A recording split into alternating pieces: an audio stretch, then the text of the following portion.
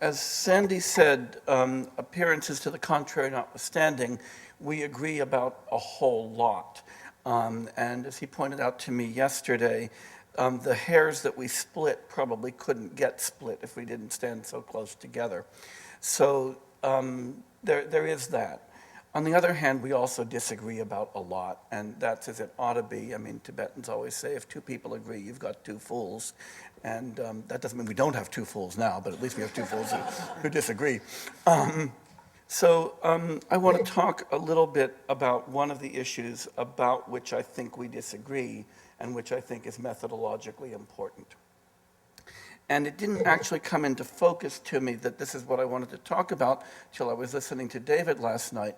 And then it suddenly kind of crystallized, which is partly why I'm thanking David so much, since I walked into yesterday thinking I have no idea what I'm going to say on Saturday morning. Chandrakirti, about whose work we all kind of orbit in some way or another, says at the beginning of Madhyamaka Avatara, he has this wonderful praise of compassion. Where he says, compassion is the seed and the rain and the harvest. It's there at the beginning and in the middle of the end, and that's why I praise compassion. But it struck me he could have said the same thing about reason. That reason is there at the beginning of Madhyamaka philosophy. It's there in the middle, and it's there in the end. But it's there, just as compassion is there in different ways, reason is there in different ways. And therefore, above all, I praise reason. And so I wanted, yeah, George, I know it sounds funny, but you can. But let me talk about that. Because I think that reason plays a peculiarly constitutive role in the very enterprise that animates Sandy's work, and to an extent that animates mine. And that is the deconstruction of reason and the understanding of non-conceptual thought and non-conceptuality.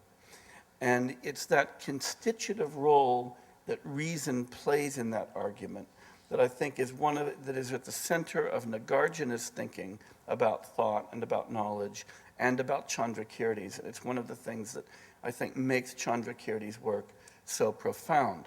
And I also think, and I think I pointed this out in the paper, that one of the places where I agree with Sandy is that if we're going to be reading Madhyamaka texts, there's something to be said for adopting a kind of methodology and hermeneutic perspective that is harmonious with the way we interpret, we see the texts going. And so I actually also agree about this. I think this is a place where Chandrakirti is right, and it gives us a way of thinking about texts. And so let me get at it a little bit backwards by talking about the way this same point emerges in certain strains in the Western philosophical tradition.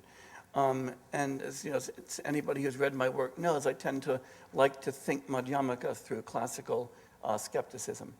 And so I'm thinking now about Sextus Empiricus's remarks in Against the Logicians, and the way those are taken up by David Hume in the section of the Treatise of Human Nature, where he's talking about skepticism with regard to reason. Sextus, of course, very famously in Against the Logicians, points out that there's no reason to ever be convinced by any argument, because deductive argument, if it's to be probative, has to be known to be probative. And the only way we could know that is by offering either a deductive argument for the probative nature of deductive arguments or an inductive argument. An inductive argument isn't going to work for familiar reasons, and a deductive argument involves us working in circles. Similarly, for induction, we either have to show deductively that induction is probative, which is impossible, or inductively, and hence argue in circles. And so Sextus concludes, you should never be convinced by any argument, including this one, right? Including that argument itself. Hume takes this up in a very nice way in his this section on skepticism with regard to reason, when he points out that a mathematician who's involved in a proof, might think he's proven the theorem, But then what does he do? He checks the theorem, and then after he's checked the theorem, he sends it out to his friends, and then he asks other people to check the theorem, and finally sends it to the journal for review. And only if he gets the universal approbation of mankind, as Hume puts it, is he convinced of the truth of his position. Now, it's not as though Hume thinks that somehow mathematicians rely on inductive evidence for the truth of the theorems they're proving. Rather, what Hume is pointing out, as he says at the end of that section, my aim in this set of reasonings has been to show that belief arises from custom and is more a part of the sensitive than the cogitative part of the soul. So again, Hume is concerned to show that if you think reflectively about arguments and about reason, reason in the end undermines and subverts itself, as he says again in the discussion in Skepticism with regard to the senses. Reason undermines and subverts itself. And that's an intuition that I think Chandrakirti and Nagarjuna share, and that Sandy shares. And in Buddhist philosophy, we often, worry about trying to get to a domain of non-conceptual thought, of subverting reason.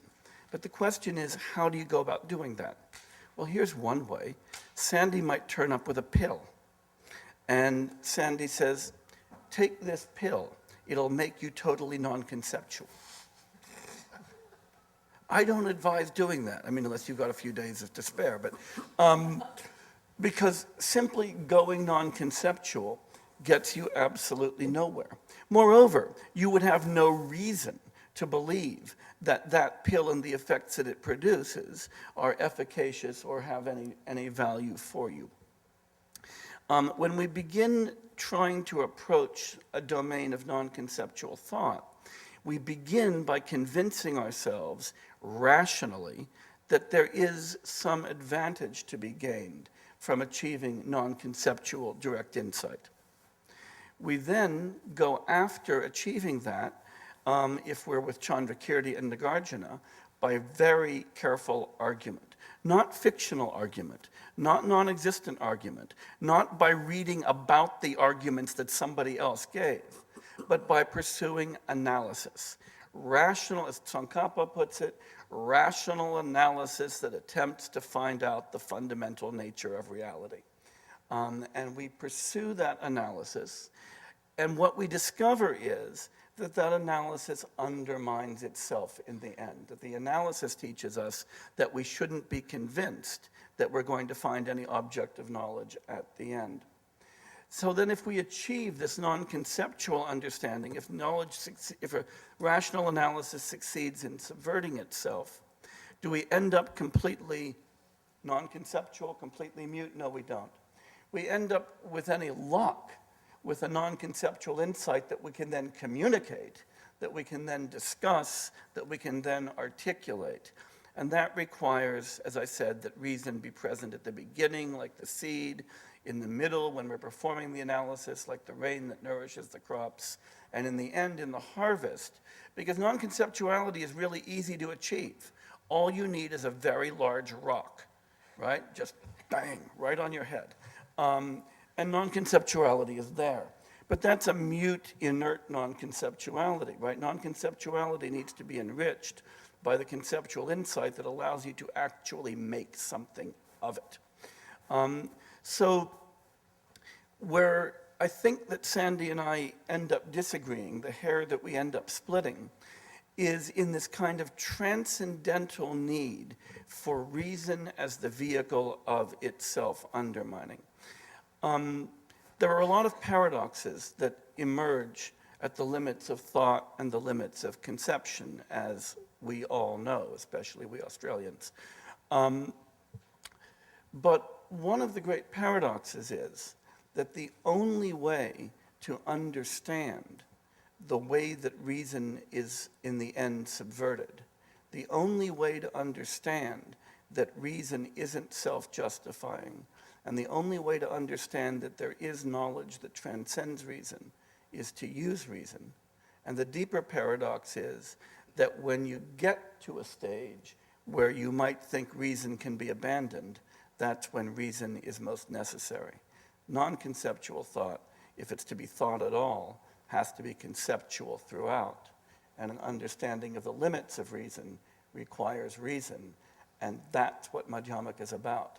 It's a middle path, not because it sort of falls into the error of arguing that reason is self-justifying and universally probative, nor into the extreme of complete irrationalism and an abandonment of thought at any stage, but rather because it realizes that reason is an enormously useful tool at the beginning, the middle, and the end. And for that reason, I praise reason above all else. Thank you.